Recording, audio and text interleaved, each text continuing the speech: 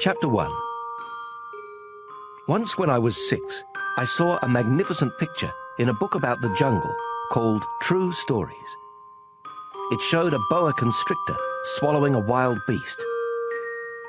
Here is a copy of the picture. In the book it said, "Boa constrictors swallow their prey whole, without chewing. Afterward they are no longer able to move, and they sleep during the 6 months of their digestion." In those days, I thought a lot about jungle adventures, and eventually managed to make my first drawing using a colored pencil. My drawing number 1 looked like this. I showed the grown-ups my masterpiece, and I asked them if my drawing scared them. They answered, "Why be scared of a hat?" My drawing was not a picture of a hat. It was a picture of a boa constrictor digesting an elephant. Then I drew the inside of the boa constrictor, so the grown-ups could understand. They always need explanations. My drawing number 2 looked like this. The grown-ups advised me to put away my drawings of boa constrictors, outside or inside, and apply myself instead to geography, history, arithmetic, and grammar. That is why I abandoned, at the age of 6, a magnificent career as an artist. I had been discouraged by the failure of my drawing number 1 and of my drawing number 2.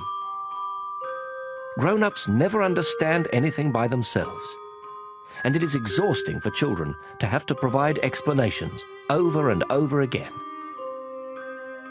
So then I had to choose another career, and I learned to pilot airplanes. I have flown almost everywhere in the world. And as a matter of fact, geography has been a big help to me. I could tell China from Arizona at first glance, which is very useful if you get lost during the night. So I have had, in the course of my life, lots of encounters with lots of serious people. I have spent lots of time with grown-ups. I have seen them at close range, which hasn't much improved my opinion of them. Whenever I encountered a grown-up who seemed to me at all enlightened, I would experiment on him with my drawing number 1, which I have always kept. I wanted to see if he really understood anything. But he would always answer, "That's a hat."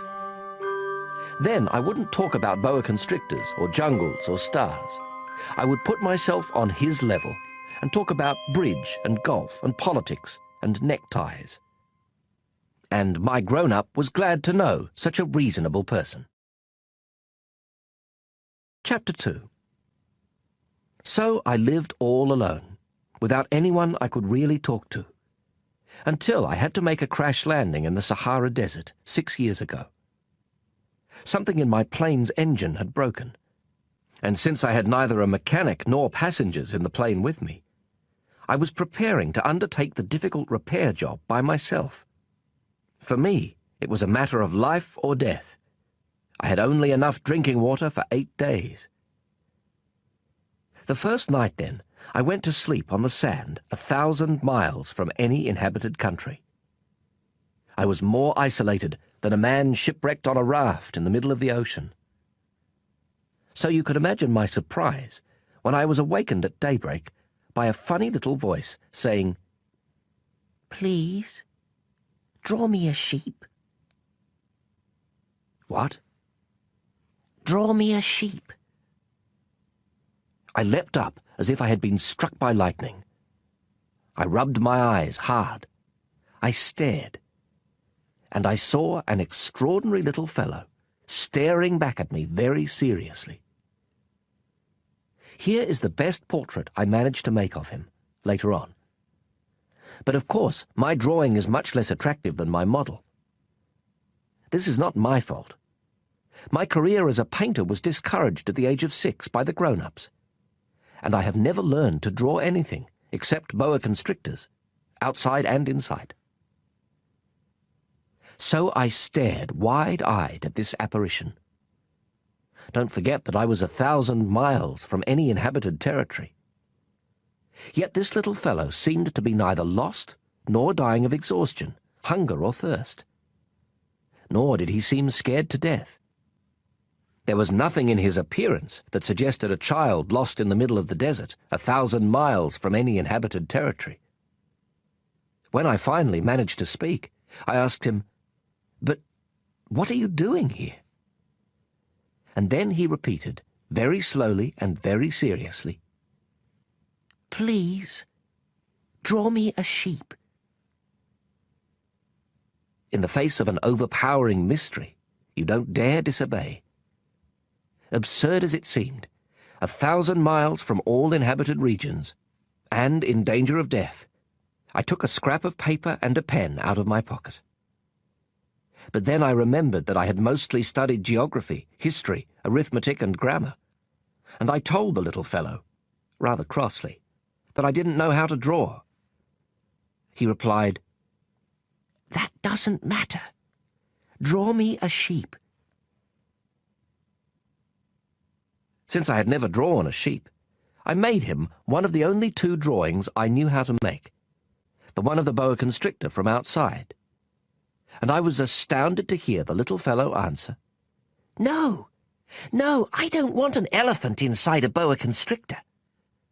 A boa constrictor is very dangerous, and an elephant would get in the way. Where I live, everything is very small. I need a sheep. Draw me a sheep." So then I made a drawing. He looked at it carefully, and then said, "No, this one is already quite sick. Make another." I made another drawing. My friend gave me a kind, indulgent smile. "You can see for yourself. That's not a sheep. It's a ram. It has horns." So I made my 3rd drawing, but it was rejected, like the others. "This one's too old. I want a sheep that will live a long time." So then, impatiently, since I was in a hurry to start work on my engine, I scribbled this drawing and added, "This is just the crate. The sheep you want is inside." But I was amazed to see my young critic's face light up. "That's just the kind I wanted. Do you think this sheep will need a lot of grass?" "Why?" "Because where I live, everything is very small." "There's sure to be enough. I've given you a very small sheep." He bent over the drawing. "Not so small as all that. Look, he's gone to sleep." And that's how I made the acquaintance of the little prince. Chapter 3. It took me a long time to understand where he came from. The little prince, who asked me so many questions, never seemed to hear the ones I asked him. It was things he said quite at random that, bit by bit, explained everything. For instance, when he first caught sight of my airplane, I won't draw my airplane. That would be much too complicated for me. He asked, "What's that thing over there?" "It's not a thing. It flies. It's an airplane. My airplane." And I was proud to tell him I could fly. Then he exclaimed, "What? You fell out of the sky?" "Yes," I said modestly. "Oh, that's funny!" And the little prince broke into a lovely peal of laughter, which annoyed me a good deal. I like my misfortunes to be taken seriously. Then he added, "So you fell out of the sky too? What planet are you from?" That was when I had the first clue to the mystery of his presence, and I questioned him sharply. "Do you come from another planet?" But he made no answer. He shook his head a little, still staring at my airplane. "Of course, that couldn't have brought you from very far." And he fell into a reverie that lasted a long while. Then, taking my sheep out of his pocket, he plunged into contemplation of his treasure. You can imagine how intrigued I was by this hint about other planets. I tried to learn more. Where do you come from, little fellow? Where is this where I live of yours? Where will you be taking my sheep? After a thoughtful silence, he answered, The good thing about the crate you've given me is that he can use it for a house after dark. Of course. And if you're good, I'll give you a rope to tie him up during the day, and a stake to tie him to. This proposition seemed to shock the little prince. Tie him up? What a funny idea. But if you don't tie him up, he'll wander off somewhere and get lost. My friend burst out laughing again. Where could he go? Anywhere. Straight ahead. Then the little prince remarked quite seriously, Even if he did, everything's so small where I live. And he added, perhaps a little sadly, Straight ahead, you can't go very far. Chapter 4. That was how I had learned a second very important thing, which was that the planet he came from was hardly bigger than a house. That couldn't surprise me much. I knew very well that except for the huge planets like Earth, Jupiter, Mars, and Venus, which have been given names, there are hundreds of others that are sometimes so small that it's very difficult to see them through a telescope. When an astronomer discovers one of them, he gives it a number instead of a name. For instance, he would call it Asteroid 325. I have serious reasons to believe that the planet the little prince came from is Asteroid B612. This asteroid has been sighted only once by telescope, in 1909 by a Turkish astronomer, who had then made a formal demonstration of his discovery at an international astronomical congress. But no one had believed him on account of the way he was dressed. Grown-ups are like that. Fortunately for the reputation of Asteroid B612, a Turkish dictator ordered his people, on pain of death, to wear European clothes. The astronomer repeated his demonstration in 1920, wearing a very elegant suit, and this time everyone believed him. If I've told you these details about Asteroid B612, and if I've given you its number, it is on account of the grown-ups. Grown-ups like numbers. When you tell them about a new friend, they never ask questions about what really matters. They never ask, what does his voice sound like? What games does he like best? Does he collect butterflies? They ask, how old is he? How many brothers does he have? How much does he weigh? How much money does his father make? Only then do they think they know him. If you tell grown-ups, I saw a beautiful red brick house with geraniums at the window and doves on the roof, they won't be able to imagine such a house. You have to tell them, I saw a house worth 100,000 francs. Then they exclaim, what a pretty house. So if you tell them, the proof of the little prince's existence is that he was delightful, that he laughed, and that he wanted a sheep. When someone wants a sheep, that proves he exists. They shrug their shoulders and treat you like a child. But if you tell them, the planet he came from is asteroid B612, then they'll be convinced, and they won't bother you with their questions. That's the way they are. You must not hold it against them.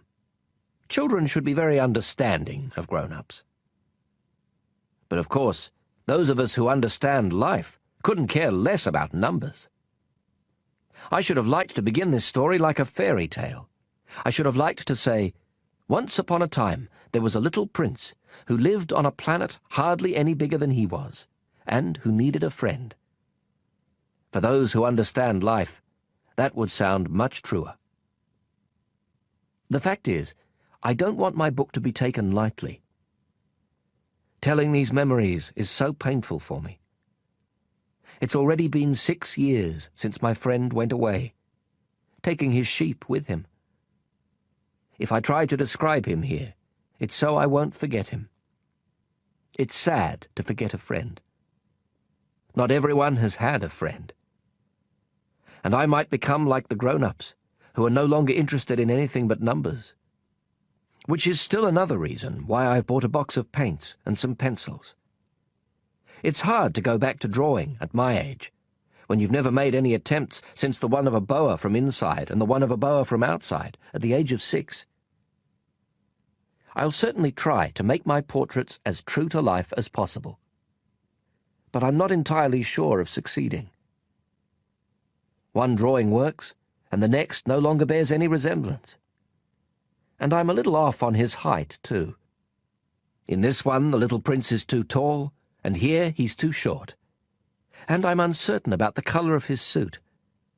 So I grope in one direction and another as best I can. In the end, I'm sure to get certain more important details all wrong. But here you'll have to forgive me. My friend never explained anything. Perhaps he thought I was like himself. But I, unfortunately, cannot see a sheep through the sides of a crate. I may be a little like the grown-ups. I must have grown old. Chapter 5.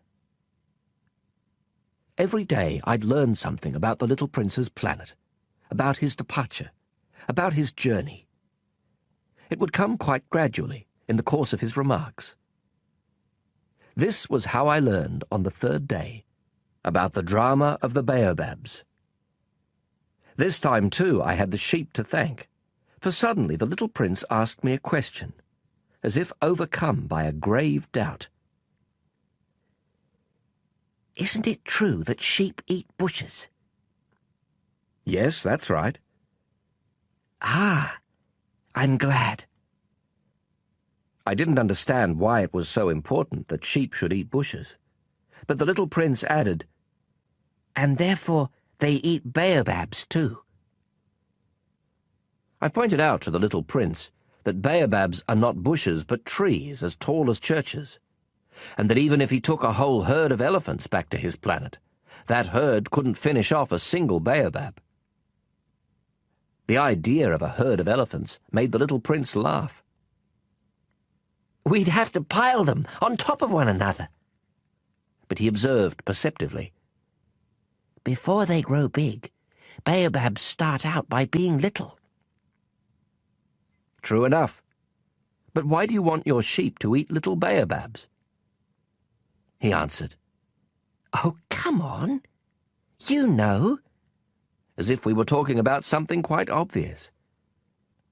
And I was forced to make a great mental effort to understand this problem all by myself. And, in fact, on the little prince's planet, there were, as on all planets, good plants and bad plants. The good plants come from good seeds, and the bad plants from bad seeds. But the seeds are invisible. They sleep in the secrecy of the ground, until one of them decides to wake up. Then it stretches and begins to sprout, quite timidly at first. A charming, harmless little twig, reaching toward the sun. If it's a radish seed or a rosebush seed, you can let it sprout all it likes. But if it's the seed of a bad plant, you must pull the plant up right away, as soon as you can recognize it. As it happens, there were terrible seeds on the little prince's planet. Baobab seeds. The planet's soil was infested with them. Now, if you attend to a baobab too late, you can never get rid of it again. It overgrows the whole planet. Its roots pierce right through. And if the planet is too small, and if there are too many baobabs, they make it burst into pieces. It's a question of discipline, the little prince told me later on. When you've finished washing and dressing each morning, you must tend your planet. You must be sure you pull up the baobabs regularly, as soon as you can tell them apart from the rose bushes, which they closely resemble when they're very young. It's very tedious work, but very easy. And one day he advised me to do my best to make a beautiful drawing for the edification of the children where I live. If they travel some day, he told me, it could be useful to them. Sometimes there's no harm in postponing your work until later. But with baobabs, it's always a catastrophe. I knew one planet that was inhabited by a lazy man. He had neglected 3 bushes. So, following the little prince's instructions, I have drawn that planet. I don't much like assuming the tone of a moralist, but the danger of baobabs is so little recognized, and the risks run by anyone who might get lost on an asteroid are so considerable, that for once I am making an exception to my habitual reserve. I say, children, watch out for baobabs. It's to warn my friends of a danger of which they, like myself, have long been unaware, that I worked so hard on this drawing. The lesson I'm teaching is worth the trouble. You may be asking, why are there no other drawings in this book as big as the drawing of the baobabs? There's a simple answer. I tried, but I couldn't manage it. When I drew the baobabs, I was inspired by a sense of urgency. Chapter 6. O Little Prince, gradually this was how I came to understand your sad little life. For a long time your only entertainment was the pleasure of sunsets. I learned this new detail on the morning of the 4th day, when you told me, I really like sunsets. Let's go look at one now. But we have to wait. What for? For the sun to set. At first you seemed quite surprised, and then you laughed at yourself. And you said to me, I think I'm still at home. Indeed. When it's noon in the United States, the sun, as everyone knows, is setting over France. If you could fly to France in 1 minute, you could watch the sunset. Unfortunately, France is much too far. But on your tiny planet, all you had to do was move your chair a few feet, and you would watch the twilight whenever you wanted to. One day I saw the sunset 44 times. And a little later you added, You know, when you're feeling very sad, sunsets are wonderful.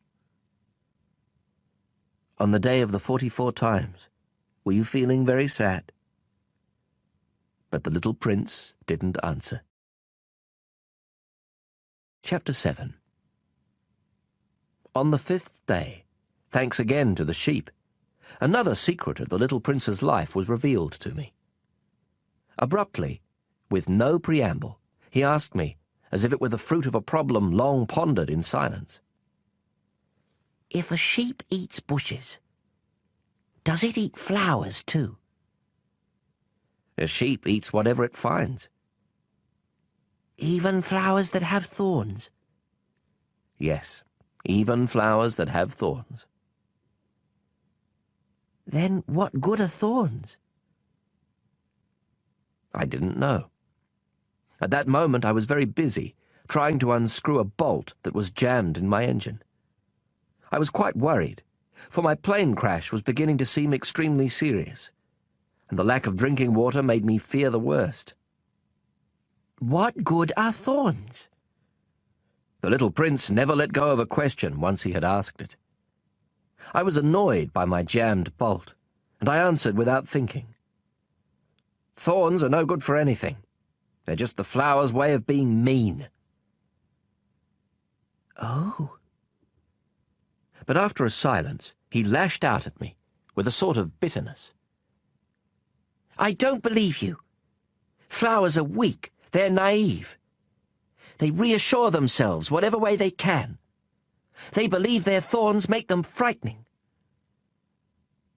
I made no answer. At that moment I was thinking, if this bolt stays jammed, I'll knock it off with the hammer. Again the little prince disturbed my reflections.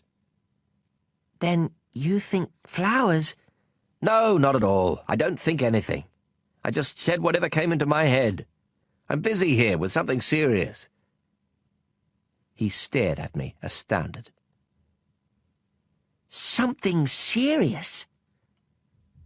He saw me holding my hammer, my fingers black with grease, bending over an object he regarded as very ugly. You talk like the grown-ups. That made me a little ashamed. But he added, mercilessly, You confuse everything. You've got it all mixed up. He was really very annoyed. He tossed his golden curls in the wind. I know a planet inhabited by a red-faced gentleman. He's never smelled a flower. He's never looked at a star. He's never loved anyone. He's never done anything except add up numbers. And all day long he says over and over, just like you, I'm a serious man. I'm a serious man. And that puffs him up with pride. But he's not a man at all. He's a mushroom. He's a what? A mushroom. The little prince was now quite pale with rage. For millions of years, flowers have been producing thorns. For millions of years, sheep have been eating them all the same. And it's not serious?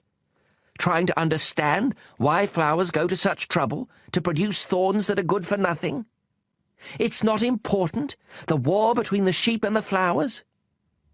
It's not more serious and more important than the numbers that fat red gentleman is adding up? Suppose I happen to know a unique flower, one that exists nowhere in the world except on my planet. One that a little sheep can wipe out in a single bite one morning, just like that, without even realizing what he's doing. That isn't important. His face turned red now, and he went on. If someone loves a flower, of which just one example exists among all the millions and millions of stars, that's enough to make him happy when he looks at the stars. He tells himself, my flower's up there somewhere. But if the sheep eats the flower, then for him it's as if suddenly all the stars went out. And that isn't important. He couldn't say another word. All of a sudden, he burst out sobbing. Night had fallen. I dropped my tools. What did I care about my hammer, about my bolt, about thirst and death?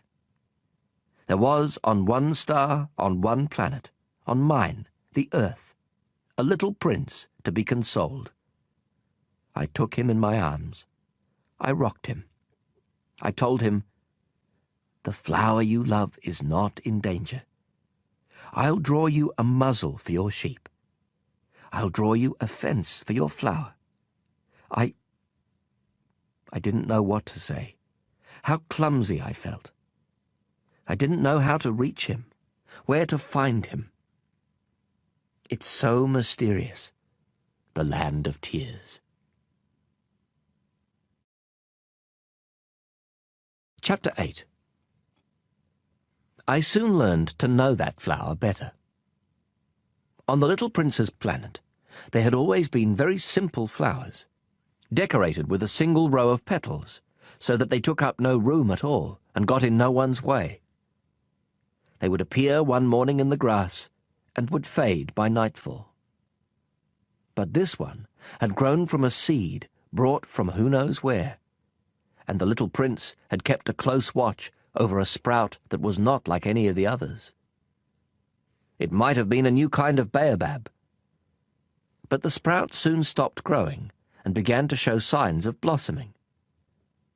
The little prince, who had watched the development of an enormous bud, realized that some sort of miraculous apparition would emerge from it. But the flower continued her beauty preparations in the shelter of her green chamber, selecting her colors with the greatest care, and dressing quite deliberately, adjusting her petals one by one. She had no desire to emerge all rumpled like the poppies. She wished to appear only in the full radiance of her beauty. Oh, yes, she was quite vain. and her mysterious adornment had lasted days and days. And then, one morning, precisely at sunrise, she showed herself. And after having laboured so painstakingly, she yawned and said, "Ah, I'm hardly awake. Forgive me. I'm still all untidy." But the little prince couldn't contain his admiration. "How lovely you are!" "Aren't I?" the flower answered sweetly. "And I was born the same time as the sun." The little prince realized that she wasn't any too modest, but she was so dazzling. "I believe it is breakfast time," she had soon added. "Would you be so kind as to tend to me?" And the little prince, utterly abashed, having gone to look for a watering can, served the flower. She had soon begun tormenting him with her rather touchy vanity. One day, for instance, alluding to her 4 thorns, she remarked to the little prince, "I'm ready for tigers with all their claws." "There are no tigers on my planet," the little prince had objected. "And besides, tigers don't eat weeds." "I am not a weed," the flower sweetly replied. "Forgive me. I am not at all afraid of tigers, but I have a horror of draughts. You wouldn't happen to have a screen?" "A horror of draughts? That's not a good sign for a plant," the little prince had observed. "How complicated this flower is." "After dark you will put me under glass. How cold it is where you live. Quite uncomfortable. But where I come from—" But she suddenly broke off. She had come here as a seed. She couldn't have known anything of other worlds. Humiliated at having let herself be caught on the verge of so naive a lie, she coughed 2 or 3 times, in order to put the little prince in the wrong. "Ahem. The screen?" "I was going to look for one, but you were speaking to me." Then she made herself cough again, in order to inflict a twinge of remorse on him all the same. So the little prince, despite all the goodwill of his love, had soon come to mistrust her. He had taken seriously certain inconsequential remarks and had grown very unhappy. "I shouldn't have listened to her," he confided to me one day. "You must never listen to flowers. You must look at them and smell them. Mine perfumed my planet, but I didn't know how to enjoy that. The business about the tiger claws, instead of annoying me, ought to have moved me." And he confided further, "In those days, I didn't understand anything. I should have judged her according to her actions, not her words. She perfumed my planet and lit up my life. I should never have run away. I ought to have realized the tenderness underlying her silly pretensions.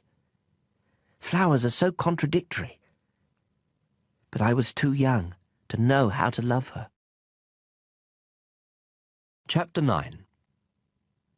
In order to make his escape, I believe he took advantage of a migration of wild birds.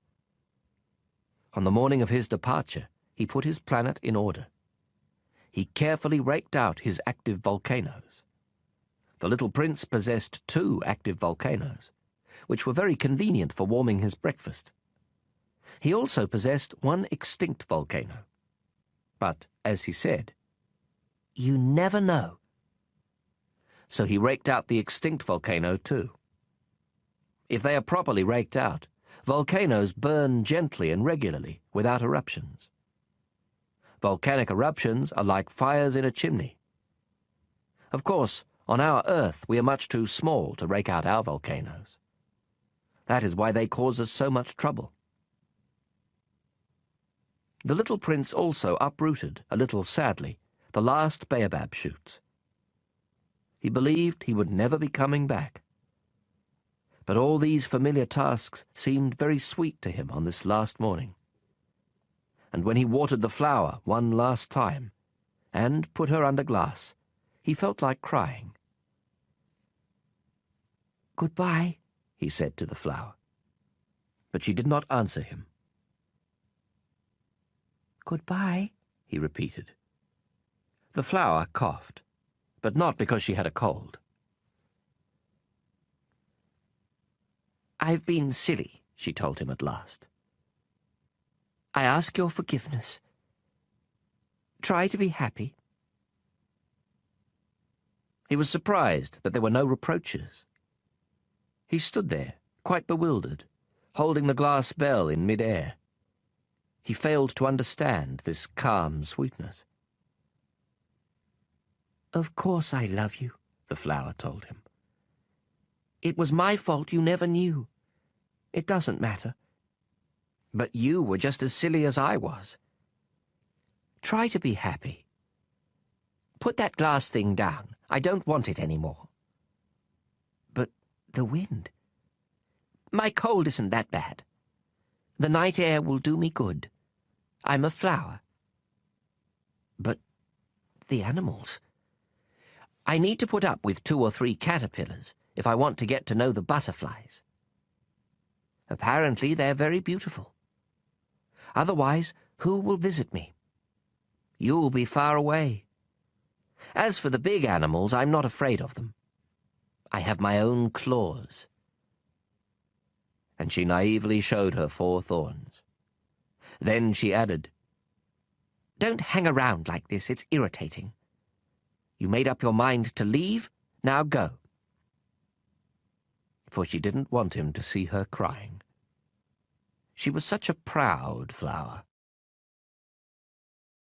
Chapter 10. He happened to be in the vicinity of asteroids 325, 326, 327, 328, 329, and 330. So he began by visiting them, to keep himself busy and to learn something. The first one was inhabited by a king. Wearing purple and ermine, he was sitting on a simple yet majestic throne. "Ah, here's a subject," the king exclaimed when he caught sight of the little prince. And the little prince wondered, "How can he know who I am if he's never seen me before?"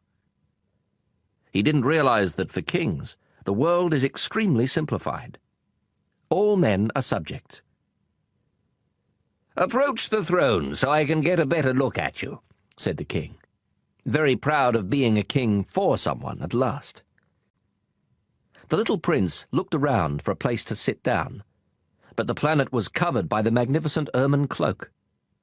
So he remained standing, and since he was tired, he yawned. "It is a violation of etiquette to yawn in a king's presence," the monarch told him. "I forbid you to do so." "I can't help it," answered the little prince, quite embarrassed. "I've made a long journey, and I haven't had any sleep." "Then I command you to yawn," said the prince. "I haven't seen anyone yawn for years.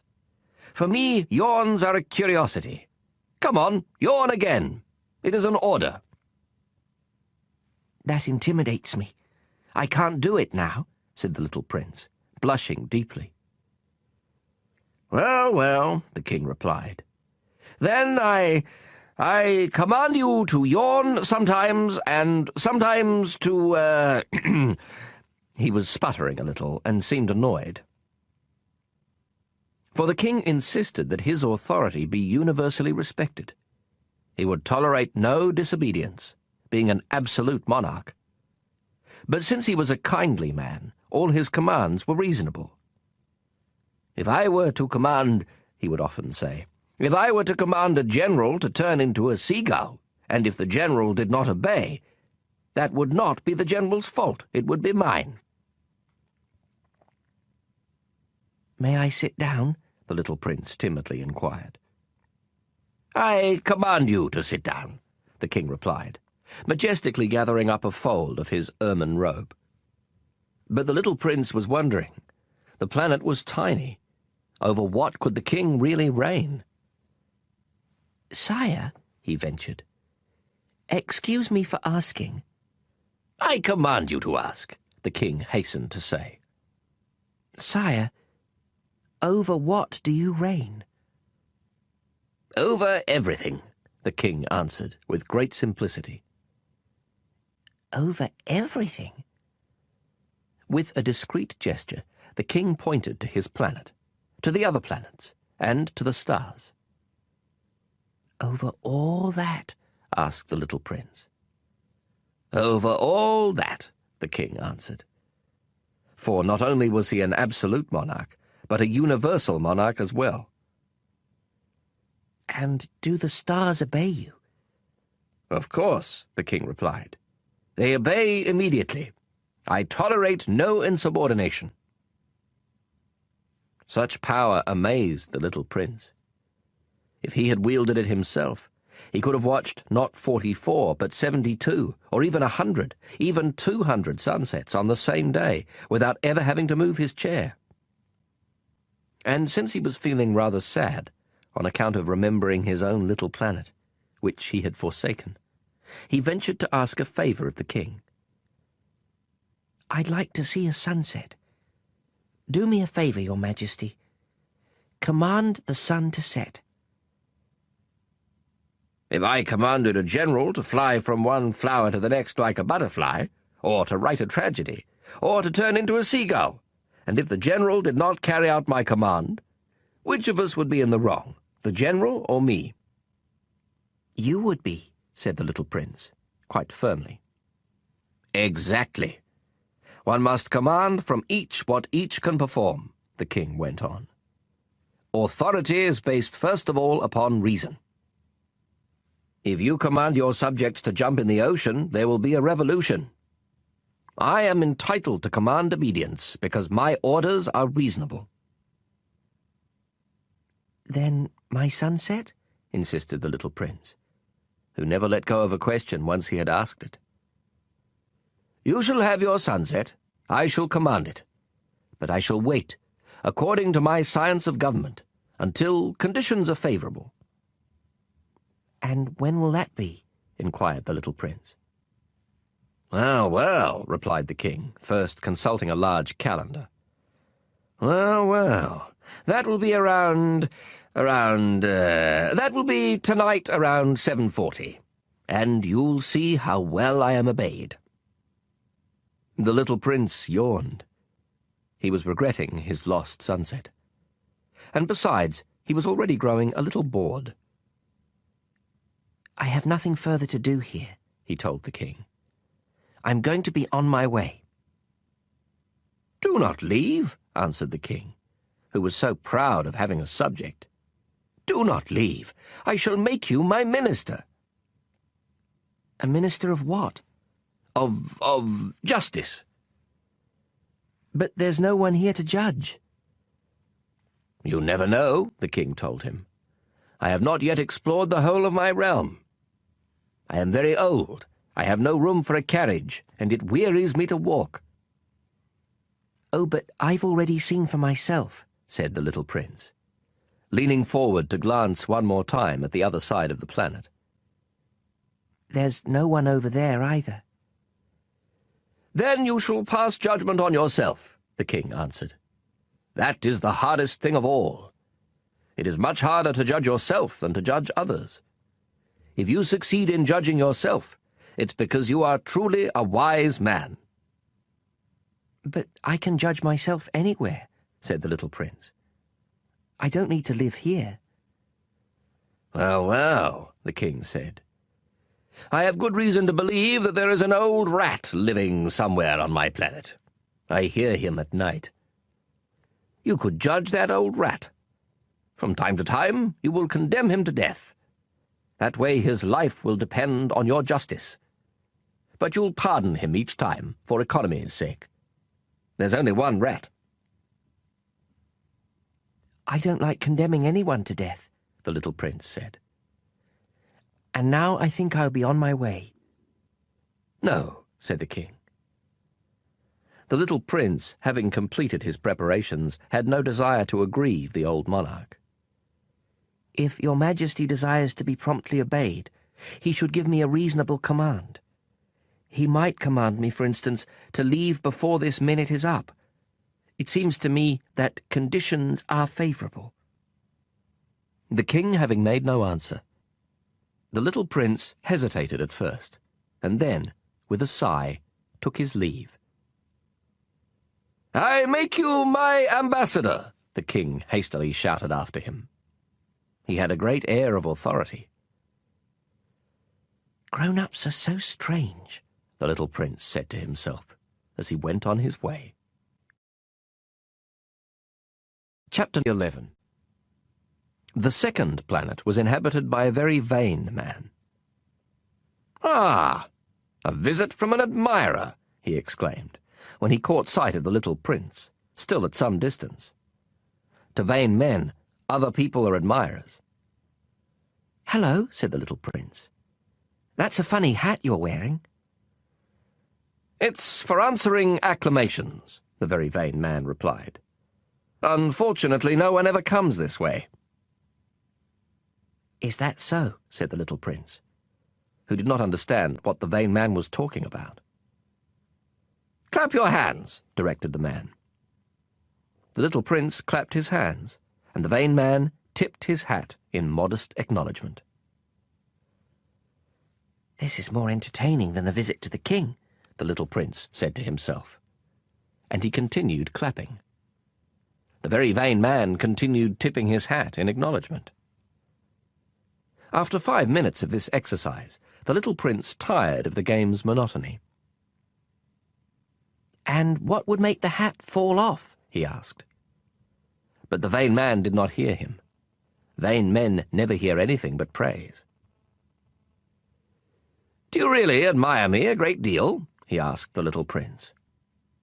"What does that mean, admire?" "To admire means to acknowledge that I am the handsomest, the best dressed, the richest, and the most intelligent man on the planet." "But you're the only man on your planet." "Do me this favour. Admire me all the same." "I admire you," said the little prince, with a little shrug of his shoulders. "But what is there about my admiration that interests you so much?" And the little prince went on his way. "Grown-ups are certainly very strange," he said to himself, as he continued on his journey. Chapter 12. The next planet was inhabited by a drunkard. This visit was a very brief one, but it plunged the little prince into a deep depression. "What are you doing there?" he asked the drunkard, whom he found sunk in silence before a collection of empty bottles and a collection of full ones. "Drinking," replied the drunkard, with a gloomy expression. "Why are you drinking?" the little prince asked. "To forget," replied the drunkard. "To forget what?" inquired the little prince, who was already feeling sorry for him. "To forget that I'm ashamed," confessed the drunkard, hanging his head. "What are you ashamed of?" inquired the little prince, who wanted to help. "Of drinking," concluded the drunkard, withdrawing into silence for good. And the little prince went on his way, puzzled. "Grown-ups are certainly very, very strange," he said to himself, as he continued on his journey. Chapter 13. The fourth planet belonged to a businessman. This person was so busy that he didn't even raise his head when the little prince arrived. "Hello," said the little prince. "Your cigarette's gone out." 3 and 2 make 5, 5 and 7, 12, 12 and 3, 15. Hello, 15 and 7, 22, 22 and 6, 28. No time to light it again. 26 and 5, 31. Phew, that amounts to 501,622,731. 500 million what? You're still there. 501 million... I don't remember. I have so much work to do. I'm a serious man. I can't be bothered with trifles. 2 and 5, 7... 501 million what? repeated the little prince, who had never in his life let go of a question once he had asked it. The businessman raised his head. For the 54 years I've inhabited this planet, I've been interrupted only 3 times. The first time was 22 years ago, when I was interrupted by a beetle that had fallen onto my desk from God knows where. It made a terrible noise, and I made 4 mistakes in my calculations. The second time was 11 years ago, when I was interrupted by a fit of rheumatism. I don't get enough exercise. I haven't time to take strolls. I'm a serious person. The third time is right now. Where was I? 501 million... Million what? The businessman realized that he had no hope of being left in peace. Oh, of those little things you sometimes see in the sky. Flies? No, those little shiny things. Bees? No, those little golden things that make lazy people daydream. Now, I'm a serious person. I have no time for daydreaming. Ah, you mean the stars. Yes, that's it, stars. And what do you do with 500 million stars? 501,622,731. I'm a serious person, and I'm accurate. And what do you do with those stars? What do I do with them? Yes. Nothing. I own them. You own the stars? Yes. But I've already seen a king who... Kings don't own, they reign over. It's quite different. And what good does owning the stars do you? It does me the good of being rich. And what good does it do you to be rich? It lets me buy other stars, if somebody discovers them. The little prince said to himself, This man argues a little like my drunkard. Nevertheless, he asked more questions. How can someone own the stars? To whom do they belong? Retorted the businessman grumpily. I don't know. To nobody. Then they belong to me, because I thought of it first. And that's all it takes? Of course. When you find a diamond that belongs to nobody in particular, then it's yours. When you find an island that belongs to nobody in particular, it's yours. When you're the first person to have an idea, you patent it, and it's yours. Now I own the stars, since no one before me ever thought of owning them. That's true enough, the little prince said. And what do you do with them? I manage them. I count them, and then count them again, the businessman said. It's difficult work, but I'm a serious person. The little prince was still not satisfied. If I own a scarf, I can tie it around my neck and take it away. If I own a flower, I can pick it and take it away. But you can't pick the stars. No, but I can put them in the bank. What does that mean? That means that I write the numbers of my stars on a slip of paper, and then I lock that slip of paper in a drawer. And that's all? That's enough. That's amusing, thought the little prince. And even poetic, but not very serious. The little prince had very different ideas about serious things from those of the grown-ups. I own a flower myself, he continued, which I water every day. I own 3 volcanoes which I rake out every week. I even rake out the extinct one. You never know. So it's of some use to my volcanoes, and it's useful to my flower that I own them. But you're not useful to the stars. The businessman opened his mouth, but found nothing to say in reply, and the little prince went on his way. Grown-ups are certainly quite extraordinary, was all he said to himself as he continued on his journey. Chapter 14. The fifth planet was very strange. It was the smallest of all. There was just enough room for a street lamp and a lamplighter. The little prince couldn't quite understand what use a street lamp and a lamplighter could be up there in the sky, on a planet without any people and not a single house. However, he said to himself, It's quite possible that this man is absurd. But he's less absurd than the king, the very vain man, the businessman, and the drunkard. At least his work has some meaning. When he lights his lamp, it's as if he's bringing one more star to life, or one more flower. When he puts out his lamp, that sends the flower or the star to sleep, which is a fine occupation, and therefore truly useful. When the little prince reached this planet, he greeted the lamplighter respectfully. Good morning. Why have you just put out your lamp? Orders, the lamplighter answered. Good morning. What orders are those? To put out my street lamp. Good evening. And he lit his lamp again. But why have you just lit your lamp again? Orders. I don't understand, said the little prince. There's nothing to understand, said the lamplighter. Orders are orders. Good morning. And he put out his lamp. Then he wiped his forehead with a red-checked handkerchief. It's a terrible job I have. It used to be reasonable enough. I put the lamp out mornings and lit it after dark. I had the rest of the day for my own affairs, and the rest of the night for sleeping. And since then orders have changed?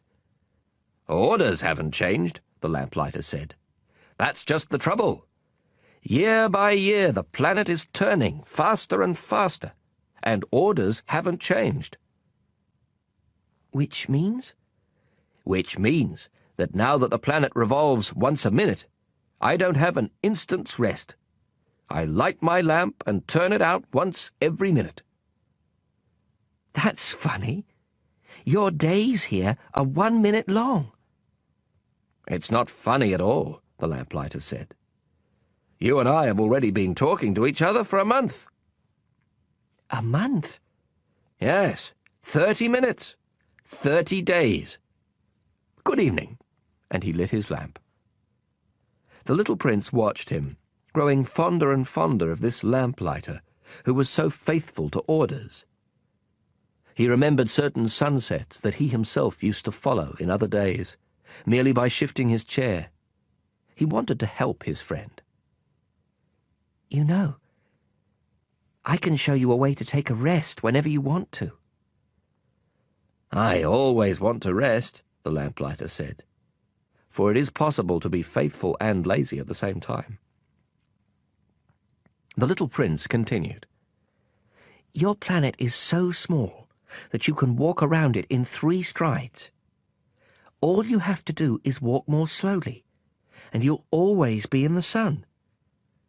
When you want to take a rest, just walk, and the day will last as long as you want it to. What good does that do me? The lamplighter said, when the one thing in life I want to do is sleep. Then you're out of luck, said the little prince. I am, said the lamplighter. Good morning. And he put out his lamp.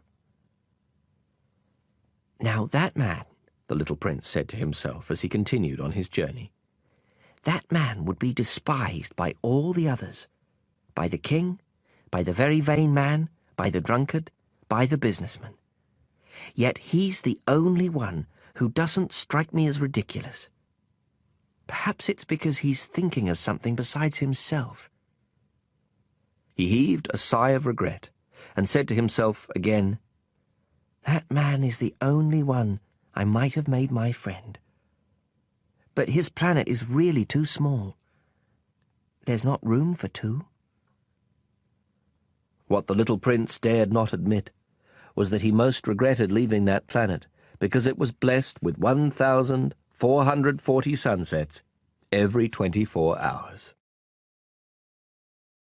Chapter 15. The sixth planet was 10 times bigger than the last. It was inhabited by an old gentleman who wrote enormous books. "Ah, here comes an explorer," he exclaimed when he caught sight of the little prince, who was feeling a little winded and sat down on the desk. He had already travelled so much and so far. "Where do you come from?" the old gentleman asked him. What's that big book? Asked the little prince. What do you do with it? "I'm a geographer," the old gentleman answered. And what's a geographer? "A scholar who knows where the seas are, and the rivers, the cities, the mountains and the deserts." That is very interesting, the little prince said. Here at last is someone who has a real profession. And he gazed around him at the geographer's planet. He had never seen a planet so majestic. Your planet is very beautiful, he said. Does it have any oceans? "I couldn't say," said the geographer. Oh. The little prince was disappointed. And mountains? "I couldn't say," said the geographer.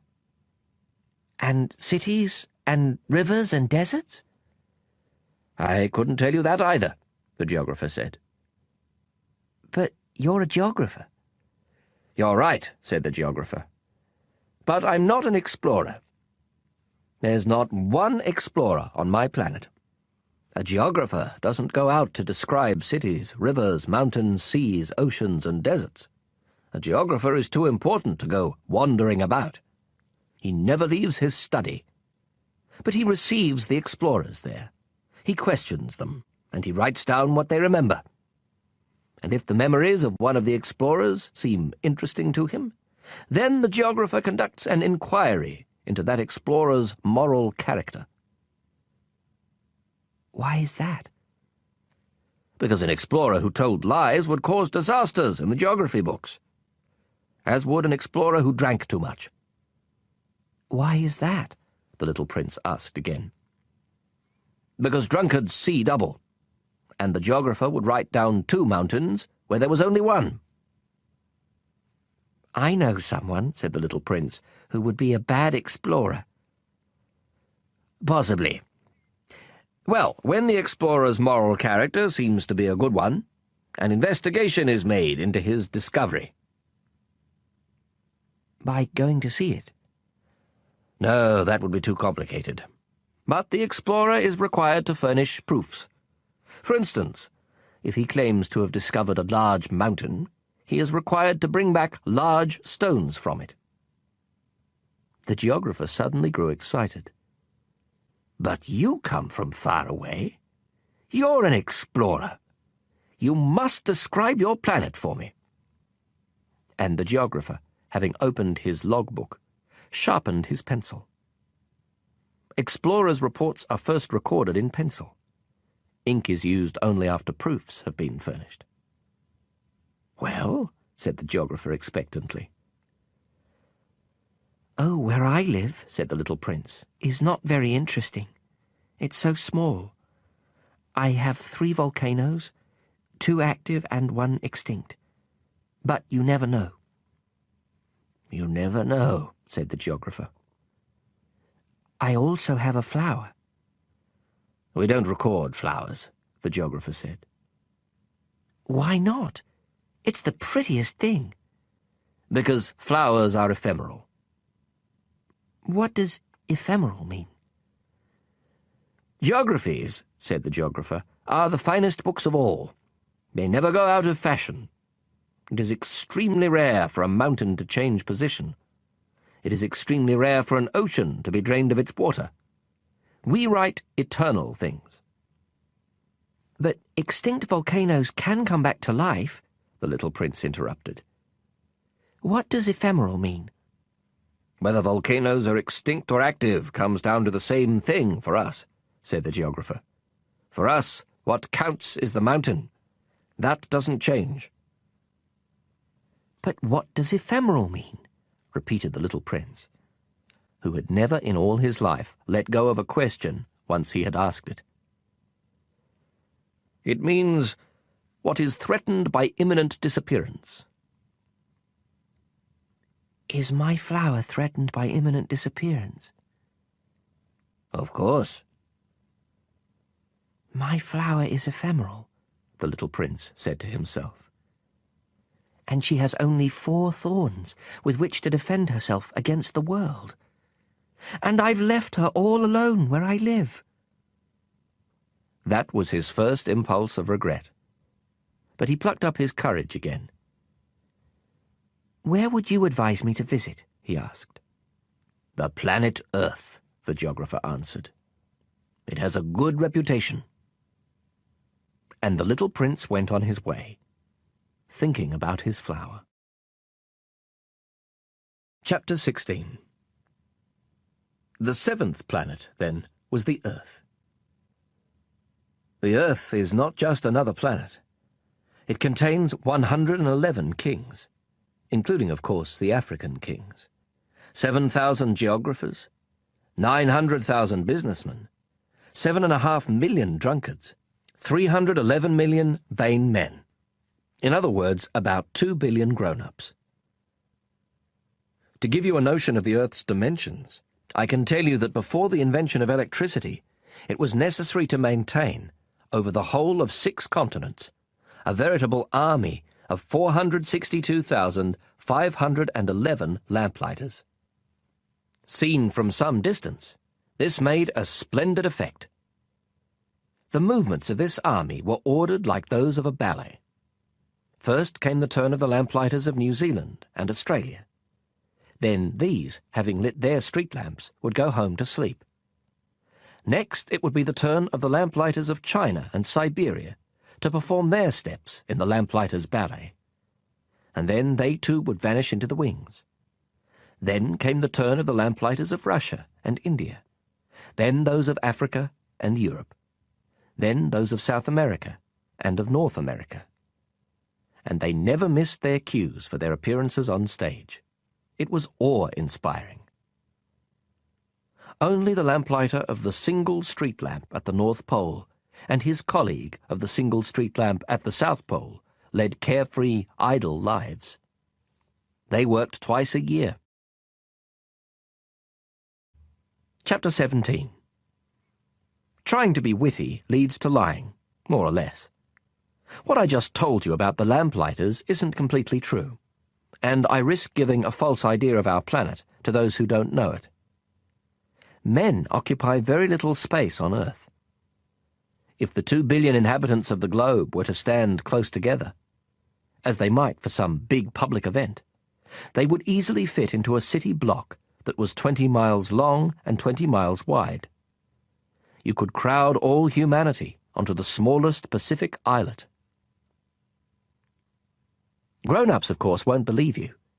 They're convinced they take up much more room. They consider themselves as important as the baobabs. So you should advise them to make their own calculations. They love numbers, and they'll enjoy it. But don't waste your time on this extra task. It's unnecessary. Trust me. So once he reached Earth, the little prince was quite surprised not to see anyone. He was beginning to fear he had come to the wrong planet, when a moon-coloured loop uncoiled on the sand. "Good evening," the little prince said, just in case. "Good evening," said the snake. "What planet have I landed on?" asked the little prince. "On the planet Earth, in Africa," the snake replied.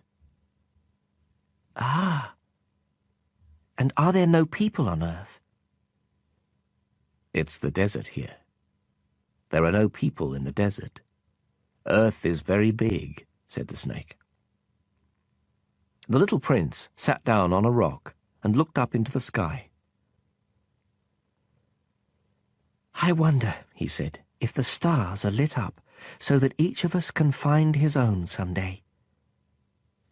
Look at my planet. It's just overhead, but so far away." "It's lovely," the snake said. "What have you come to Earth for?" "I'm having difficulties with a flower," the little prince said. Ah, said the snake, and they were both silent. Where are the people? The little prince finally resumed the conversation. It's a little lonely in the desert. It's also lonely with people, said the snake. The little prince looked at the snake for a long time. You're a funny creature, he said at last. No thicker than a finger. But I'm more powerful than a king's finger, the snake said. The little prince smiled. You're not very powerful. You don't even have feet. You couldn't travel very far. I can take you further than a ship, the snake said. He coiled around the little prince's ankle like a golden bracelet.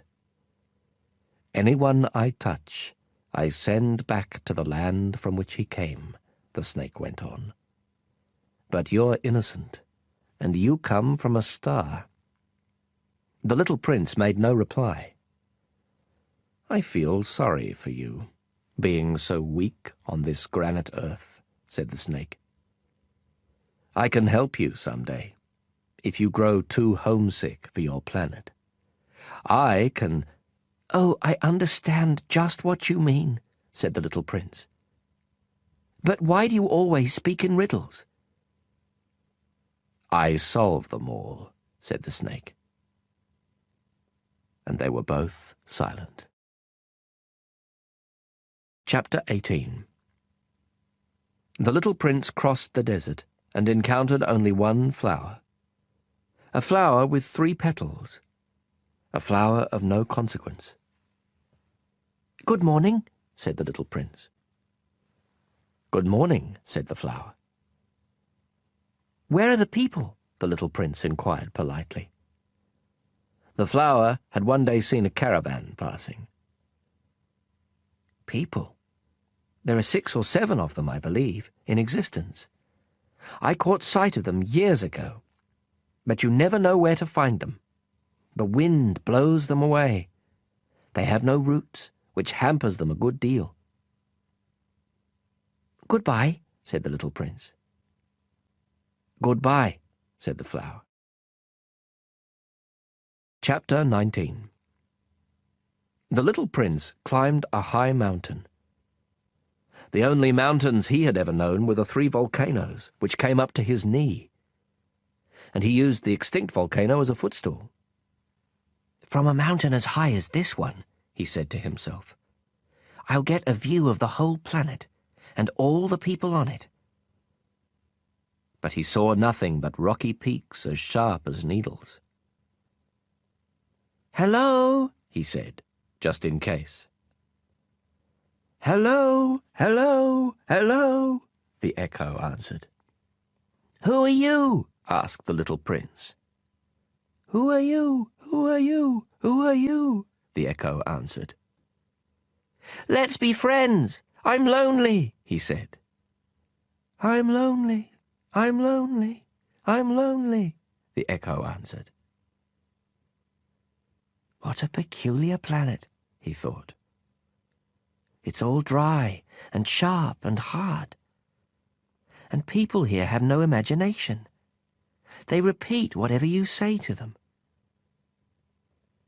Where I live, I had a flower. She always spoke first. Chapter 20. But it so happened that the little prince, having walked a long time through sand and rocks and snow, finally discovered a road. And all roads go to where there are people. Good morning, he said. It was a blossoming rose garden. Good morning, said the roses. The little prince gazed at them. All of them looked like his flower. Who are you? He asked, astounded. We're roses, the roses said. Ah, said the little prince. And he felt very unhappy. His flower had told him she was the only one of her kind in the whole universe. And here were 5,000 of them, all just alike, in just one garden. She would be very annoyed, he said to himself, if she saw this. She would cough terribly and pretend to be dying to avoid being laughed at. And I'd have to pretend to be nursing her. Otherwise, she'd really let herself die in order to humiliate me. And then he said to himself, I thought I was rich because I had just one flower, and all I own is an ordinary rose. That and my 3 volcanoes, which come up to my knee, one of which may be permanently extinct. It doesn't make me much of a prince. And he lay down in the grass and wept. Chapter 21. It was then that the fox appeared. "Good morning," said the fox.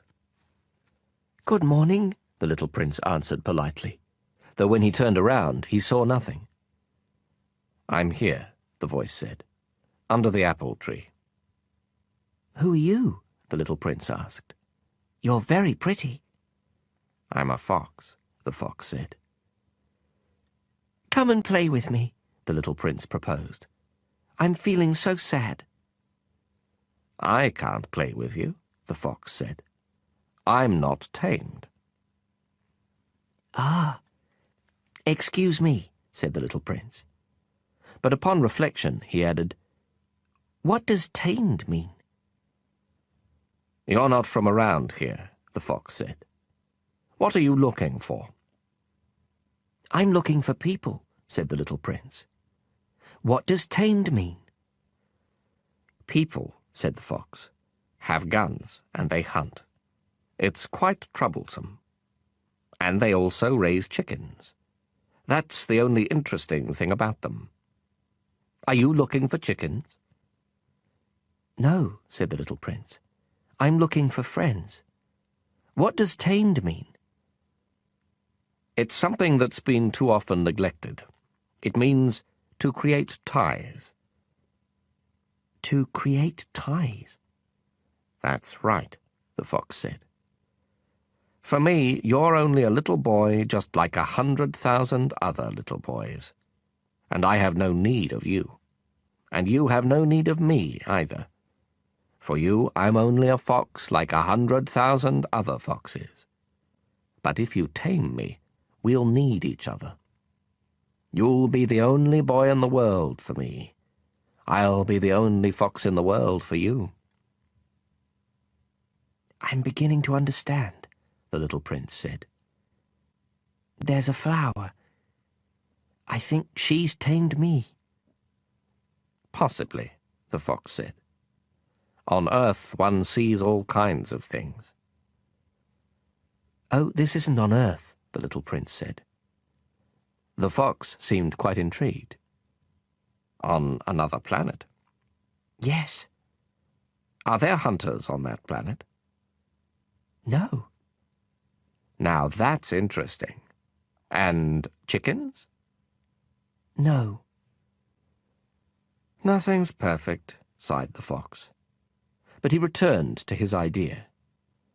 "My life is monotonous. I hunt chickens, people hunt me. All chickens are just alike, and all men are just alike. So I'm rather bored. But if you tame me, my life will be filled with sunshine. I'll know the sound of footsteps that will be different from all the rest. Other footsteps send me back underground. Yours will call me out of my burrow like music. And then, look, you see the wheat fields over there? I don't eat bread. For me, wheat is of no use whatever. Wheat fields say nothing to me, which is sad. But you have hair the color of gold. So it will be wonderful once you've tamed me.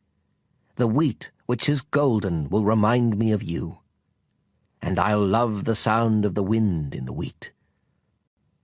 The fox fell silent and stared at the little prince for a long while. "Please, tame me," he said. I'd like to, the little prince replied. But I haven't much time. I have friends to find, and so many things to learn. The only things you learn are the things you tame, said the fox. People haven't time to learn anything. They buy things ready-made in stores. But since there are no stores where you can buy friends, people no longer have friends. If you want a friend, tame me. What do I have to do? Asked the little prince. You have to be very patient, the fox answered. First, you'll sit down a little ways away from me, over there in the grass. I'll watch you out of the corner of my eye, and you won't say anything. Language is the source of misunderstandings. But day by day, you'll be able to sit a little closer. The next day the little prince returned. It would have been better to return at the same time, the fox said. For instance, if you come at 4 in the afternoon, I'll begin to be happy by 3. The closer it gets to 4, the happier I'll feel. By 4, I'll be all excited and worried. I'll discover what it costs to be happy. But if you come at any old time, I'll never know when I should prepare my heart. There must be rights. What's a right? Asked the little prince. That's another thing that's been too often neglected, said the fox. It's the fact that one day is different from the other days, 1 hour from the other hours. My hunters, for example, have a right. They dance with the village girls on Thursdays. So Thursday's a wonderful day. I can take a stroll all the way to the vineyards. If the hunters danced whenever they chose, the days would all be just alike, and I'd have no holiday at all. That was how the little prince tamed the fox. And when the time to leave was near, "Ah," the fox said, "I shall weep." "It's your own fault," the little prince said. "I never wanted to do you any harm, but you insisted that I tame you." "Yes, of course," the fox said. "But you're going to weep," said the little prince. "Yes, of course," the fox said. "Then you get nothing out of it." "I get something," the fox said, "because of the colour of the wheat." Then he added, "Go look at the roses again. You'll understand that yours is the only rose in all the world. Then come back to say goodbye, and I'll make you the gift of a secret." The little prince went to look at the roses again. "You're not at all like my rose. You're nothing at all yet," he told them. "No one has tamed you, and you haven't tamed anyone. You're the way my fox was. He was just a fox like 100,000 others. But I've made him my friend, and now he's the only fox in all the world." And the roses were humbled. "You're lovely, but you're empty," he went on. "One couldn't die for you. Of course, an ordinary passer-by would think my rose looked just like you.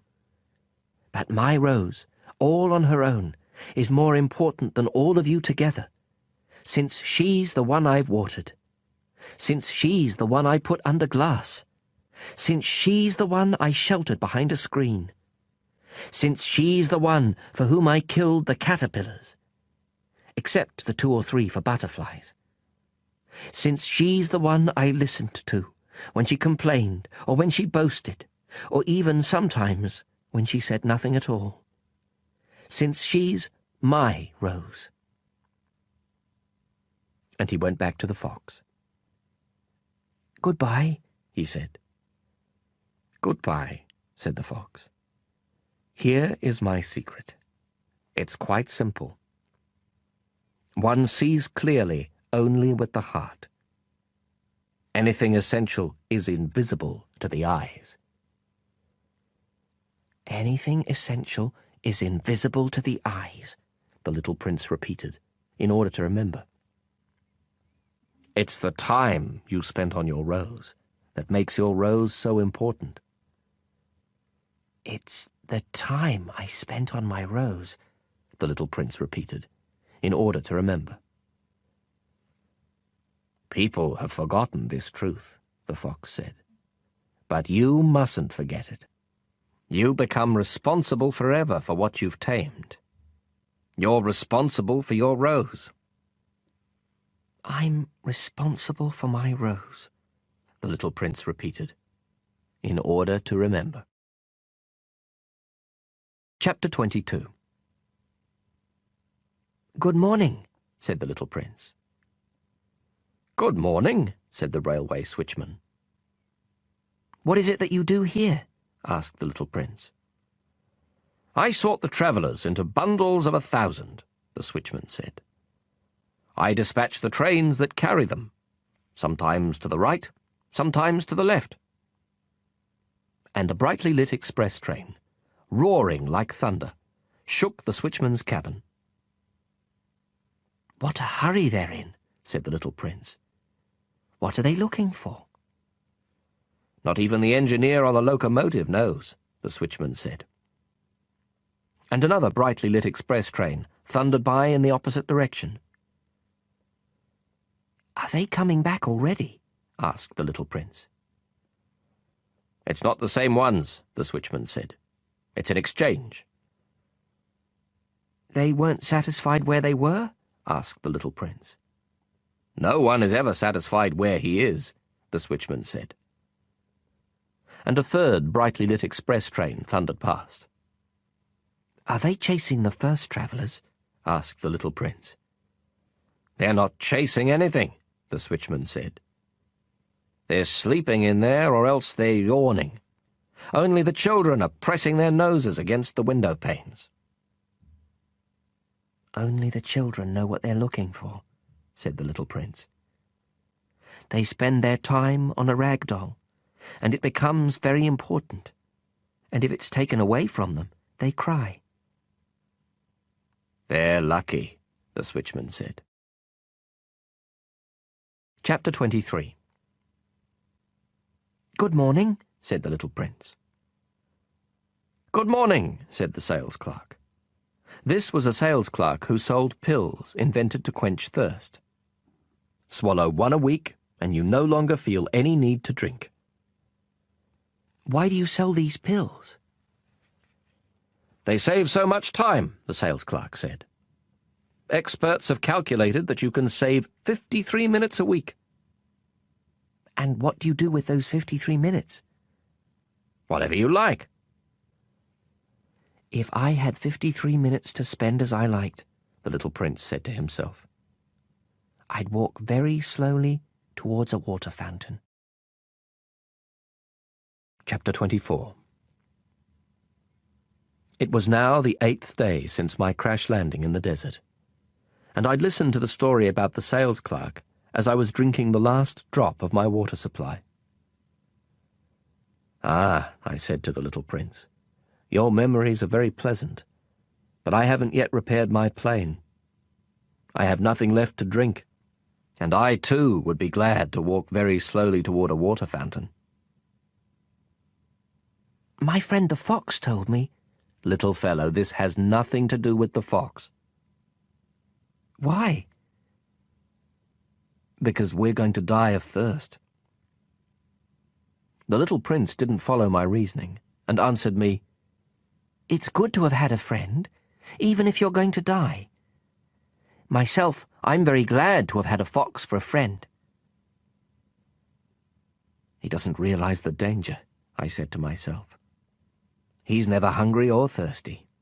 A little sunlight is enough for him.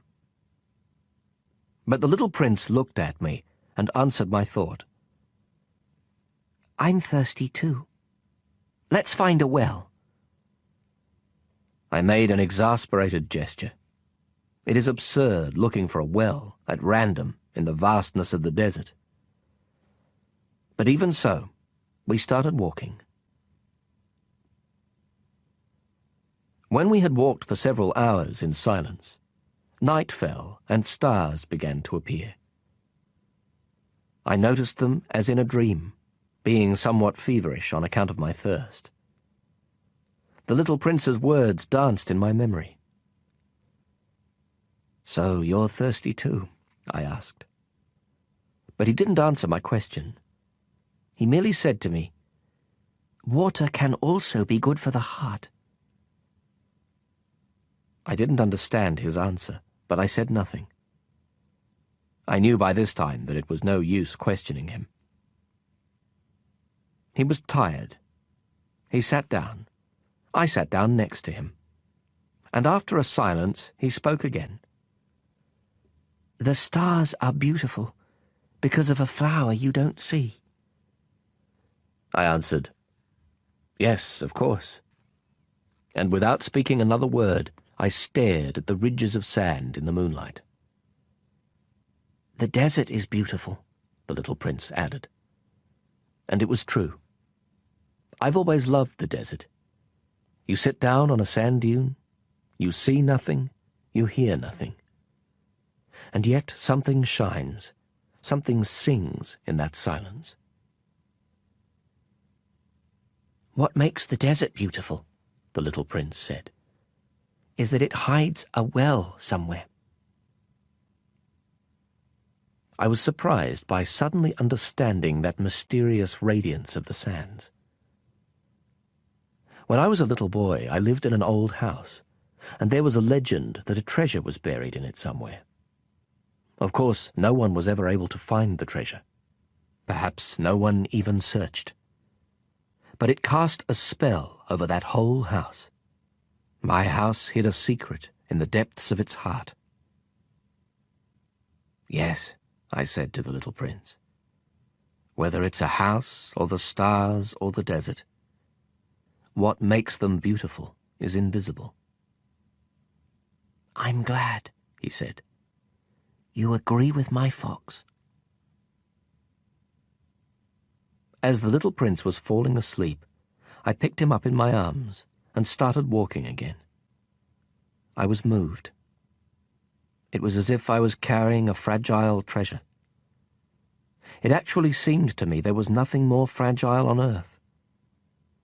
By the light of the moon, I gazed at that pale forehead, those closed eyes, those locks of hair trembling in the wind, and I said to myself, "What I'm looking at is only a shell. What's most important is invisible." As his lips parted in a half-smile, I said to myself again, "What moves me so deeply about this sleeping little prince is his loyalty to a flower. The image of a rose shining within him, like the flame within a lamp, even when he's asleep." And I realized he was even more fragile than I had thought. Lamps must be protected. A gust of wind can blow them out. And walking on like that, I found the well at daybreak. Chapter 25. The little prince said, "People start out in express trains, but they no longer know what they're looking for. Then they get all excited and rush around in circles." And he added, "It's not worth the trouble." The well we had come to was not at all like the wells of the Sahara. The wells of the Sahara are no more than holes dug in the sand. This one looked more like a village well, but there was no village here, and I thought I was dreaming. "It's strange," I said to the little prince. "Everything is ready, the pulley, the bucket, and the rope."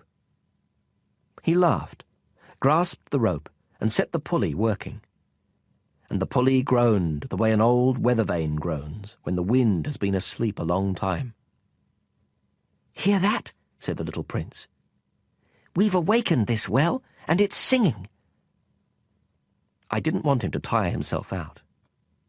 "Let me do that," I said to him. "It's too heavy for you." Slowly I hoisted the bucket to the edge of the well.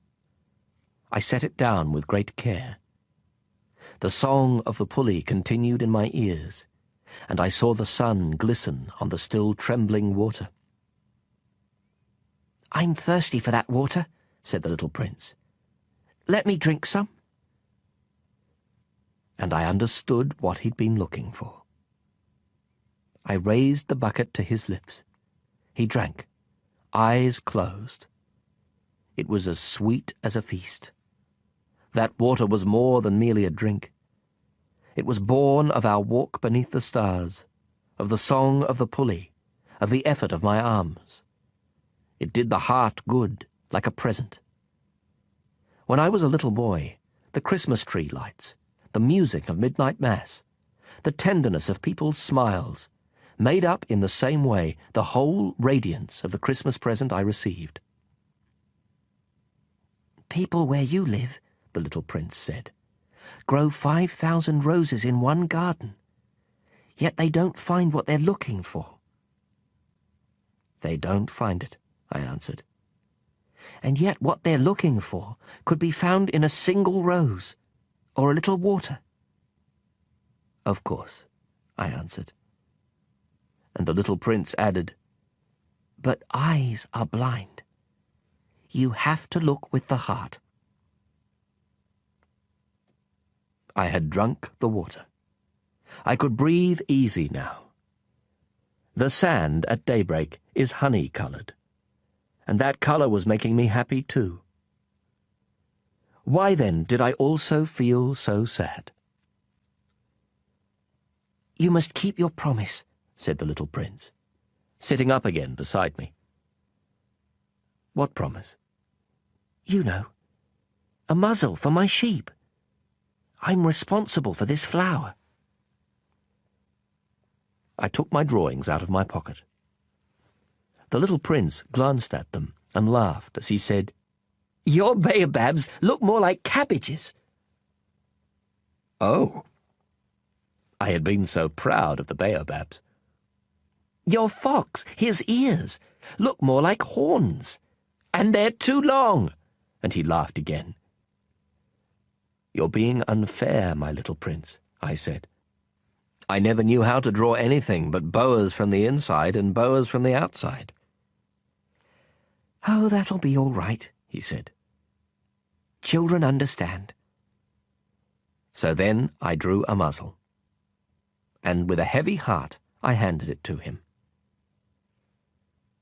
"You've made plans I don't know about." But he didn't answer. He said, "You know, I fall to earth. Tomorrow will be the first anniversary." Then, after a silence, he continued, "I landed very near here." And he blushed. And once again, without understanding why, I felt a strange grief. However, a question occurred to me. "Then it wasn't by accident that on the morning I met you 8 days ago, you were walking that way, all alone, 1,000 miles from any inhabited region. Were you returning to the place where you fell to earth?" The little prince blushed again, and I added hesitantly, "Perhaps on account of the anniversary?" The little prince blushed once more. He never answered questions, but when someone blushes, doesn't that mean yes? "Ah," I said to the little prince. "I'm afraid." But he answered, "You must get to work now. You must get back to your engine. I'll wait here. Come back tomorrow night." But I wasn't reassured. I remembered the fox. You risk tears if you let yourself be tamed. Chapter 26. Beside the well, there was a ruin, an old stone wall. When I came back from my work the next evening, I caught sight of my little prince from a distance. He was sitting on top of the wall, legs dangling, and I heard him talking. "Don't you remember?" he was saying. "This isn't exactly the place." Another voice must have answered him then, for he replied, "Oh yes, it's the right day, but this isn't the place." I continued walking toward the wall. I still could neither see nor hear anyone, yet the prince answered again. Of course. You'll see where my tracks begin on the sand. Just wait for me there. I'll be there tonight. I was 20 yards from the wall and still saw no one. Then the little prince said, after a silence, Your poison is good? You're sure it won't make me suffer long? I stopped short, my heart pounding, but I still didn't understand. Now go away, the little prince said. I want to get down from here. Then I looked down toward the foot of the wall and gave a great start. There, coiled in front of the little prince, was one of those yellow snakes that can kill you in 30 seconds. As I dug into my pocket for my revolver, I stepped back. But at the noise I made, the snake flowed over the sand like a trickling fountain, and, without even hurrying, slipped away between the stones with a faint metallic sound. I reached the wall just in time to catch my little prince in my arms, his face white as snow. What's going on here? You're talking to snakes now? I had loosened the yellow scarf he always wore. I had moistened his temples and made him drink some water. And now I didn't dare ask him anything more. He gazed at me with a serious expression and put his arms round my neck. I felt his heart beating like a dying bird's when it's been shot. He said to me, I'm glad you found what was the matter with your engine. Now you'll be able to fly again. How did you know? I was just coming to tell him that I had been successful beyond all hope. He didn't answer my question. All he said was, I'm leaving today too. And then, sadly, It's much further. It's much more difficult. I realized that something extraordinary was happening. I was holding him in my arms like a little child, yet it seemed to me that he was dropping headlong into an abyss, and I could do nothing to hold him back. His expression was very serious now, lost and remote. I have your sheep, and I have the crate for it, and the muzzle. And he smiled sadly. I waited a long time. I could feel that he was reviving a little. Little fellow, you were frightened. Of course he was frightened. But he laughed a little. I'll be much more frightened tonight. Once again I felt chilled by the sense of something irreparable. And I realized I couldn't bear the thought of never hearing that laugh again. For me, it was like a spring of fresh water in the desert. Little fellow, I want to hear you laugh again. But he said to me, Tonight it'll be a year. My star will be just above the place where I fell last year. Little fellow, it's a bad dream, isn't it? All this conversation with the snake and the meeting place and the star. But he didn't answer my question. All he said was, The important thing is what can't be seen. Of course. It's the same as for the flower. If you love a flower that lives on a star, then it's good at night to look up at the sky. All the stars are blossoming. Of course. It's the same for the water. The water you gave me to drink was like music, on account of the pulley and the rope. You remember? It was good.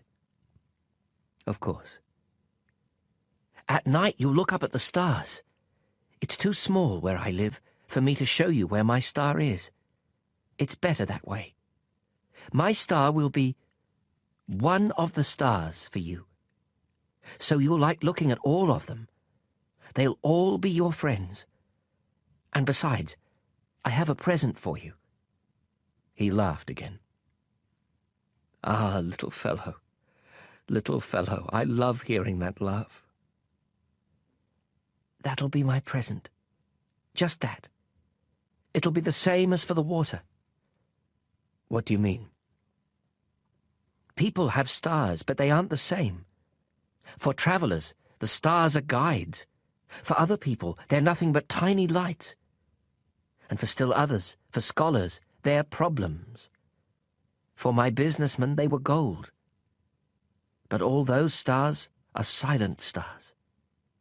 You, though, you'll have stars like nobody else. What do you mean? When you look up at the sky at night, since I'll be living on one of them, since I'll be laughing on one of them, for you, it'll be as if all the stars are laughing. You'll have stars that can laugh. And he laughed again. And when you're consoled, everyone eventually is consoled. You'll be glad you've known me. You'll always be my friend. You'll feel like laughing with me. And you'll open your window sometimes, just for the fun of it. And your friends will be amazed to see you laughing while you're looking up at the sky. Then you'll tell them, yes, it's the stars. They always make me laugh. And they'll think you're crazy. It'll be a nasty trick I played on you. And he laughed again. And it'll be as if I had given you, instead of stars, a lot of tiny bells that know how to laugh. And he laughed again. Then he grew serious once more. Tonight, you know, don't come. I won't leave you. It'll look as if I'm suffering. It'll look a little as if I'm dying. It'll look that way. Don't come to see that. It's not worth the trouble. I won't leave you. But he was anxious. I'm telling you this on account of the snake. He mustn't bite you. Snakes are nasty sometimes. They bite just for fun. I won't leave you. But something reassured him. It's true they don't have enough poison for a second bite. That night I didn't see him leave. He got away without making a sound. When I managed to catch up with him, he was walking fast, with determination. All he said was, "Ah, you're here." And he took my hand. But he was still anxious. You were wrong to come. You'll suffer. I'll look as if I'm dead, and that won't be true. I said nothing. You understand. It's too far. I can't take this body with me. It's too heavy. I said nothing. But it'll be like an old abandoned shell. There's nothing sad about an old shell. I said nothing.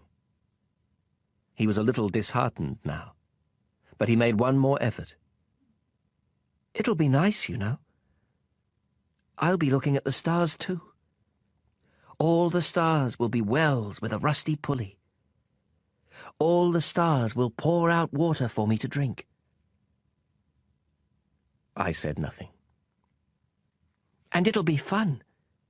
You'll have 500 million little bells. I'll have 500 million springs of fresh water. And he too said nothing, because he was weeping. Here's the place. Let me go on alone. And he sat down because he was frightened. Then he said, You know, my flower. I'm responsible for her. And she's so weak and so naive.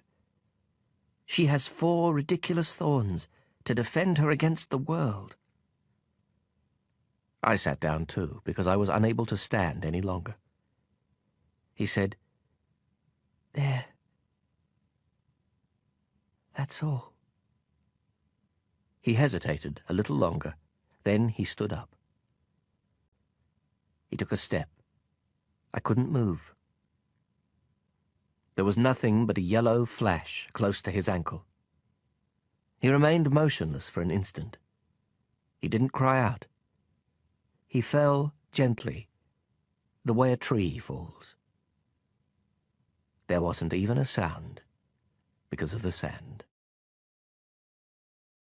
Chapter 27. And now, of course, it's been 6 years already. I've never told this story before. The friends who saw me again were very glad to see me alive. I was sad, but I told them, it's fatigue. Now I'm somewhat consoled. That is, not entirely. But I know he did get back to his planet, because at daybreak I didn't find his body. It wasn't such a heavy body. And at night I love listening to the stars. It's like 500 million little bells.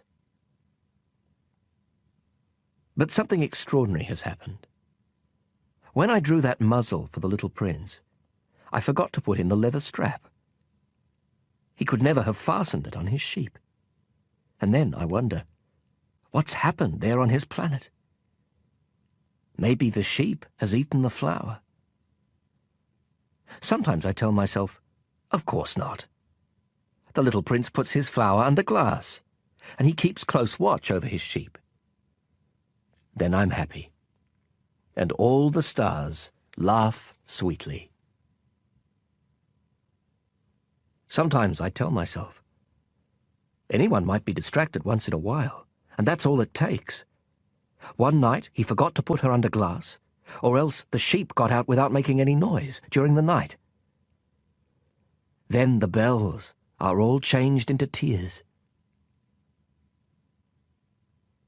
It's all a great mystery. For you, who love the little prince too. As for me, nothing in the universe can be the same if somewhere, no one knows where, a sheep we never saw has or has not eaten a rose. Look up at the sky. Ask yourself, has the sheep eaten the flour or not? And you'll see how everything changes. And no grown-up will ever understand how such a thing could be so important.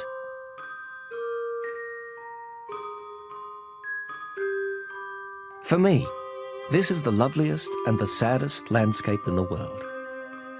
It's the same landscape as the one on the preceding page, but I've drawn it one more time in order to be sure you see it clearly. It's here that the little prince appeared on Earth, then disappeared. Look at this landscape carefully to be sure of recognizing it, if you should travel to Africa someday in the desert. And if you happen to pass by here, I beg you not to hurry past. Wait a little, just under the star. Then, if a child comes to you, if he laughs, if he has golden hair, if he doesn't answer your questions, you'll know who he is. If this should happen, be kind. Don't let me go on being so sad. Send word immediately that he's come back.